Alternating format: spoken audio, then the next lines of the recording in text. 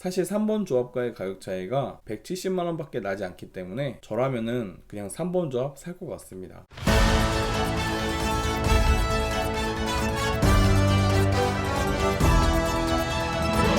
자동차 가격표 번역기 차파고. 안녕하세요. 가격표 번역기 차파고입니다. 2부에서는 차파고가 제안하는 최상의 가성비 조합에 대해 설명드리겠습니다. 가장 저렴하게 구매하실 분들은 스마트에 현대 스마트 센스 2 추가해서 2,314만원에 구매하시는 걸 추천드립니다. 가장 저렴하게 즐길 거 다 즐기는 조합이 바로 1번 조합입니다. 일단 스마트 기본 등급에는 전방 충돌 방지 보조 같은 지능형 안전기술 기본 적용되어 있고, 전좌석 가죽 시트로 재질 챙기고요. 가죽 열선 스티어링과 앞좌석 열선 시트로 겨울철까지 대비하게 됩니다. 그리고 운전자에게 편리한 버튼 시동 스마트 키와 초보 운전인 분들에게 필수인 전후방 주차 센서까지 있으니 굳이 윗등급인 모던으로 가야 하나? 라는 생각이 듭니다. 또한 8인치 디스플레이로 스마트폰 미러링 하면 되니까 굳이 내비게이션 추가할 필요가 없죠. 그리고 8인치 디스플레이가 있으니 후방 카메라 당연히 있습니다. 이제 여기에 꼭 추가했으면 하는 옵션이 바로 100만원짜리 스마트 센스 2인데요. 여기엔 운전을 편하게 해주는 스마트 크루즈 컨트롤과 안전을 위한 후측방 충돌 방지 보조 기능이 추가됩니다. 이 정도로 100만원이면 좀 비싼 거 아닌가 싶으시죠? 하지만 스마트 센스 2에는 오토홀드가 되는 전동식 파킹 브레이크까지 들어와 줍니다. 이것들 다 해서 100만원이면 충분히 지를 만한 가치가 있는 옵션이에요. 그러니 아무리 차를 싸게 산다고 해도 이 스마트 센스 2는 꼭 넣으세요. 1번 조합이 2번 조합에 비해 부족한 게 있는데요. 10.25인치 내비게이션 없습니다. 하지만 아까도 말씀드렸다시피 스마트폰에 T맵이라는 훌륭한 내비가 있는데 왜 따로 돈 주고 내비를 달아야 되죠? 그죠? 그럴 필요가 없죠. 그러니까 이 10.25인치 내비게이션 넣을 필요가 없습니다. 앞좌석 통풍 시트가 없는데요. 하지만 본인이 운전할 때 막 땀이 많이 나시나요? 사실 그렇지 않죠. 그렇다면 통풍 시트 없어도 됩니다. 어차피 여름 한철 쓰는 기능인데 이게 뭔 필요가 있겠습니까? 굳이 이거 하려고 상위 등급 올라갈 필요가 없습니다. 하이패스 룸미러 없는데요. 하지만 하이패스 때문에 100만원짜리 내비게이션 옵션 고르는 건 뭔가 돈 낭비죠. 이거 3만원짜리 싸제 하이패스 달면 다 해결됩니다. 굳이 여기에 돈 더 쓸 필요가 없어요. 헤드업 디스플레이 없는데요. 하지만 코나의 헤드업 디스플레이는 소나타 같은 유리 반사형 헤드업 디스플레이가 아닙니다. 그냥 컴바이너 타입의 헤드업 디스플레이이기 때문에 여기에는 돈 쓸 필요가 없습니다. 적당히 옵션이 있었으면 좋겠다 싶으신 분이라면 모던 초이스에 헤드업 디스플레이 추가해서 2,647만원에 구매하시는 걸 추천드립니다. 자, 일단 모던 등급 무시하고 바로 모던 초이스 와야 하는 이유 알려드리겠습니다. 첫째, 어차피 모던 사는 사람들은 100만원짜리 현대 스마트 센스 2와 53만원짜리 시트 플러스를 넣게 되어 있습니다. 그럼 얼마죠? 네, 바로 2,595만원이죠. 이게 물론 모던 초이스보다 12만원 싸기는 합니다. 하지만 모던 초이스는 스마트폰 무선 충전기랑 디지털 키, 안개 등이 더 들어가 있죠. 그렇다면 그냥 12만원에 이거 3개 사는 게 낫다는 겁니다. 두 번째, 모던 초이스 등급은 모던 등급과는 다르게 10.25인치 LCD 계기판과 헤드업 디스플레이를 따로따로 선택할 수 있습니다. 나는 다 필요 없고 그냥 둘 다 넣을 거다? 그렇다면 더더욱 모던 초이스에서 넣는 게 낫습니다. 왜냐하면 모던에서 현대 스마트 센스 2 넣고 시트 플러스 1 넣은 다음 테크 1을 넣으면 2,703만원인데 모던 초이스에서 10.25인치 LCD 계기판, 헤드업 디스플레이 넣으면 2,687만원으로 오히려 16만원 더 쌉니다. 옵션은 모던 초이스 쪽이 더 좋은데 말이죠. 그래서 저는 솔직히 이럴 거면 모던 등급은 왜 만들었는지 모르겠습니다. 뭔가 선택권을 주려고 이렇게 만든 것 같은데 결국 계산기 두드려보면 모던 초이스 사는 게 맞더라고요. 자, 다시 처음으로 들어와 일단 모던 초이스에는 10.25인치 내비게이션이 들어옵니다. 그리고 블루링크 기능으로 미리 시동도 걸 수 있죠. 여기에 통풍 시트, 한국인이 통풍 시트 포기할 수 있나요? 열선은 겨울 한철 쓰지만 통풍은 봄, 여름, 가을 내내 운전자를 뽀송하게 만들어주는 옵션입니다. 이거 포기할 수가 있나요? 네, 당연히 포기 못하죠. 또한 운전석 전동 시트까지 들어와 주니 운전 중에 운전 자세를 살짝 바꾸기도 편합니다.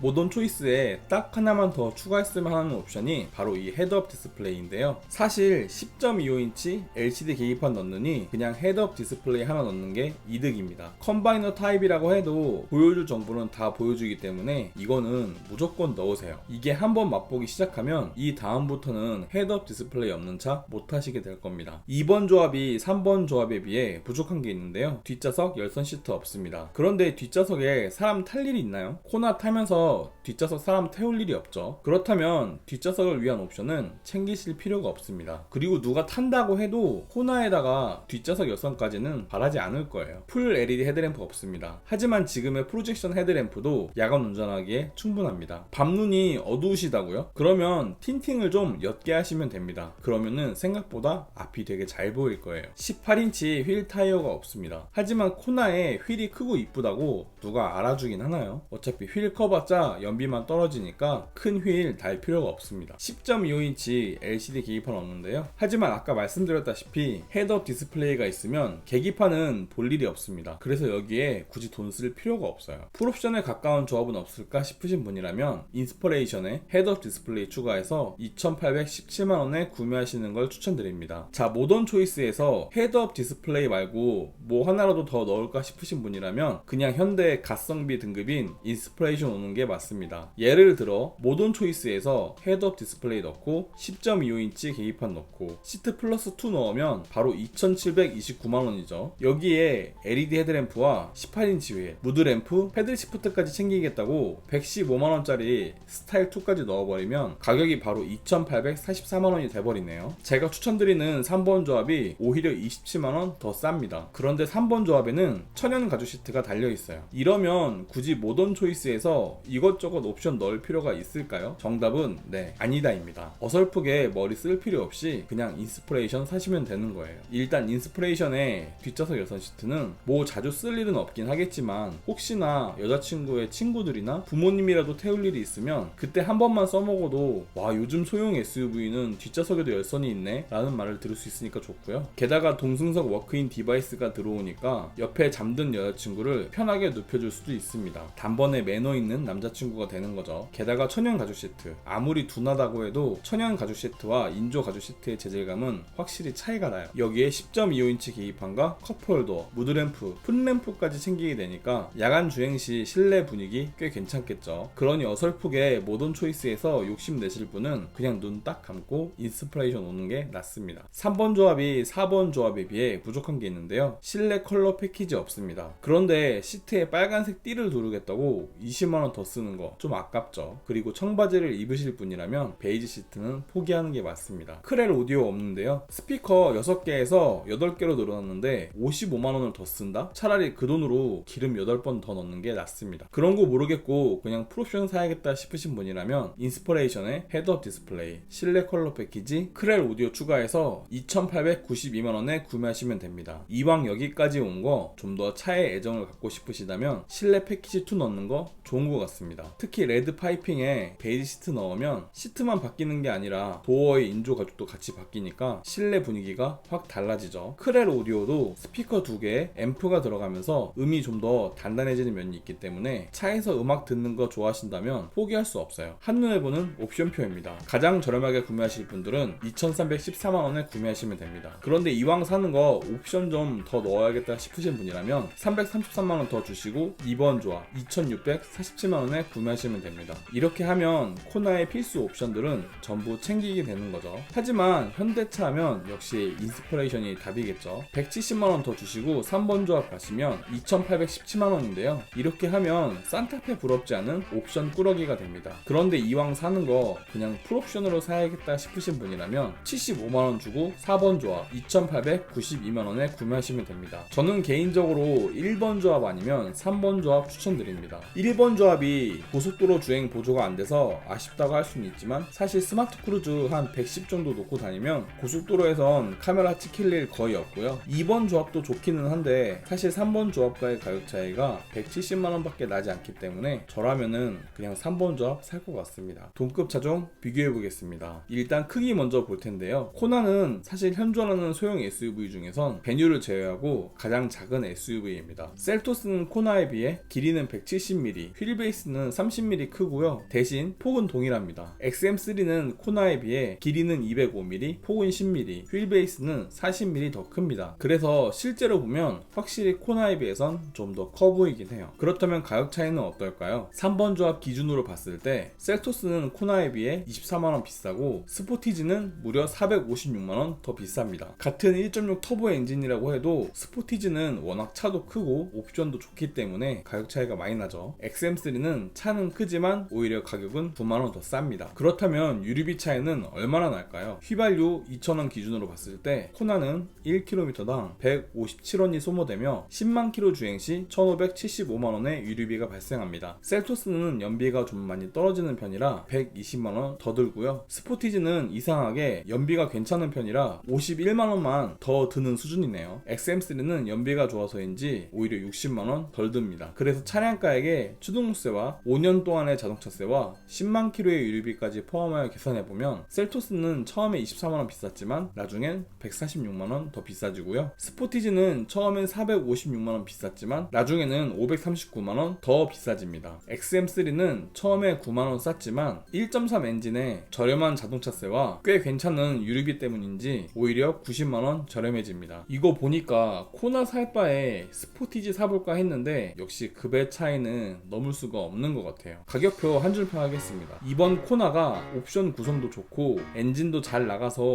좋긴 한데 동급 차량의 가격을 보니까 뭔가 이 가격적 메리트는 좀 떨어져 보이네요. 이로써 차파고의 추천 조합은 끝났고요. 어떤 차를 구매하실지 마음의 결정은 되셨나요? 도움이 되었다면 구독과 좋아요, 도움이 되지 않았다면 싫어요를 꼭 눌러주세요. 감사합니다.